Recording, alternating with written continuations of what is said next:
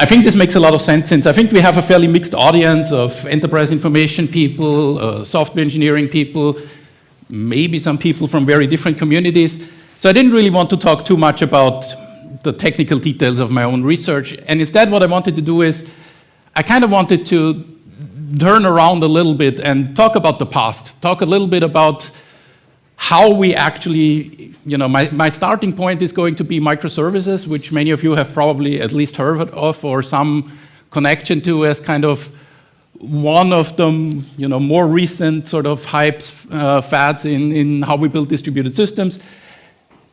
And I kind of wanted to talk a little bit about how we actually got to microservices. Like what were the big milestones in the last 25, 30 years that actually brought us up to microservices.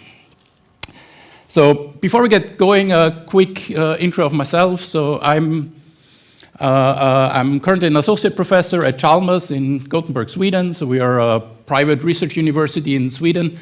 I would argue a fairly well-known institution in Europe at least. I'm also an associate professor at Gothenburg University, which is kind of our sister public university in the same city. Before that, I was a postdoc at the University of Zurich, working on software evolution, and before that, I did my PhD in distributed systems. So the talk today is also going to be a little bit my personal history to a certain degree, because I kind of did my PhD in services computing and distributed systems, and then I moved more towards software architecture and how to build the systems that kind of hide behind these these high-level architectural diagrams that we tend to be very fond of in the distributed systems world. So this is my team. I currently have a relatively small group at Chalmers. I will be talking a little bit here and there about our own research, but really the talk isn't going to be about that. The talk is going to be much more about trends and developments over the last 30 years that are much, much bigger than the kind of research that I have been doing historically. So before I really get into the history, I kind of want to start at the end.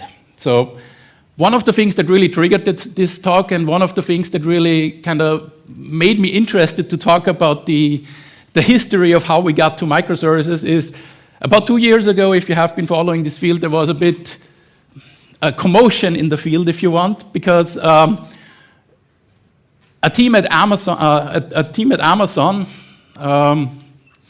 has published a blog post where they basically said, the blog post itself wasn't even all that interesting, but basically what they said is they had been migrating to microservices and they decided